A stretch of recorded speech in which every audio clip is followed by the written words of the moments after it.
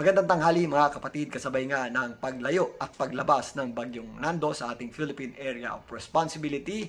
Meron tayong panibagong bagyo na papasok sa loob ng ating PAR ngayong araw na ito. Kaninang umaga nga around 8 AM itinaas ng Pag-asa sa Tropical Depression category o naging bagyo na nga yung binabantayan nating low pressure area sa labas ng ating Philippine Area of Responsibility. Ito po ay may taglay na lakas na hangin na umaabot sa 55 km per hour malapit sa kanyang gitna at kung minsan may mga pagbugsong umaabot sa 70 km per hour. Ito ay inaasahang pumasok sa loob ng ating Philippine Area of Responsibility ngayong araw at tatawagin po yang Bagyong Opong. So base dito sa pinakahuling track ng Pag-asa, ito pong posibleng tawaging Bagyong Opong ay patuloy na kikilos pa westward o pakanluran at tutumbukin po itong areas ng Eastern Visayas at Bicol Region bago pumasok ang weekend. So sa ngayon mataas po o inaasahan po natin itong maglandfall or tumama sa lupa. Kahit meron tayong area of uncertainty, pasok po dyan ang ating malaking bahagi ng kalupaan or ang ating bansa sa ating area of uncertainty. So, high chance o inaasahan na nga nating maglandfall ito pong Bagyong Opong sa darating o bago pumasok ang weekend. Maliban dyan,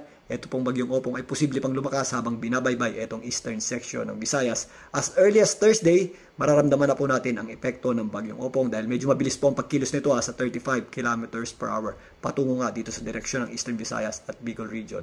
By Thursday, yung kanyang trough ay sasabit na po dito sa Eastern Visayas at ilang bahagi ng Mindanao. Samantalang sa darating na Friday hanggang weekend, doon natin mararamdaman ang pinaka-epekto ng Bagyong Opong, malalakas na pag-ulan at meron din pong mga pabugso-bugsong hangin yan, particularly doon sa areas na malapit sa gitna nito. So malaking bahagi ng Visayas, Mimaropa, Calabarzon, and Metro Manila po.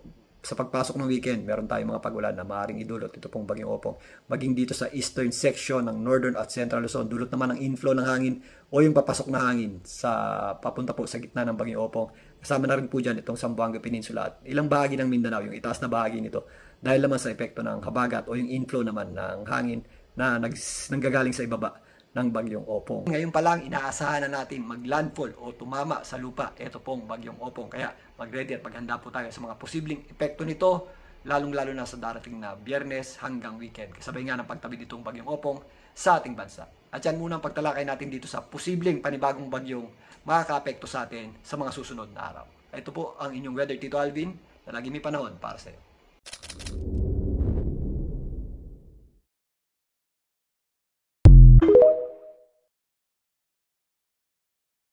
Magandang tanghali mga kapatid, kasabay nga ng paglayo at paglabas ng Bagyong Nando sa ating Philippine Area of Responsibility. Meron tayong panibagong bagyo na papasok sa loob ng ating PAR ngayong araw na ito. Kaninang umaga nga around 8 AM itinaas ng Pag-asa sa Tropical Depression category o naging bagyo na nga yung binabantayan